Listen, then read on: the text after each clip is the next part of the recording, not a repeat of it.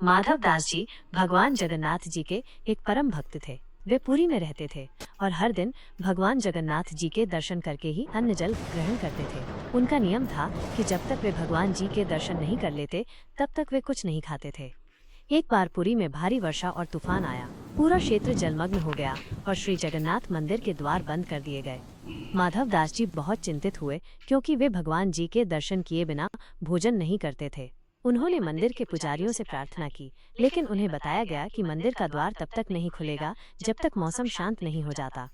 माधव दास जी भूखे प्यासे भगवान जी के नाम का स्मरण करते रहे और मंदिर के बाहर ही बैठ गए। रात होते होते माधव दास जी अत्यधिक दुर्बल हो गए। उन्होंने भगवान जी से प्रार्थना की, हे प्रभु जी, यदि आज आपके दर्शन नहीं हुए तो मैं जीवित नहीं रह पाऊंगा। भगवान जगन्नाथ जी अपने सच्चे भक्त का प्रेम देखकर स्वयं चिंतित हो गए। उन्होंने एक छोटे से बालक का रूप धारण किया और माधव दास जी के पास आए।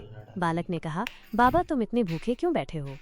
माधव दास जी ने उत्तर दिया, बेटा मैं भगवान जी के दर्शन के बिना भोजन नहीं करता। बालक मुस्कराया और माधव दास जी को प्रसाद दिए, खिचड़ी और मिठाई। माधव दास जी ने सोचा कि यह प्रसाद कहाँ से आया, लेकिन बालक की प्रेममयी दृष्टि देखकर उन्होंने प्रसाद ग्रहण कर लिया। जैसे ही उन्होंने भोजन किया उन्हें एहसास हुआ कि ये कोई साधारण प्रसाद नहीं था।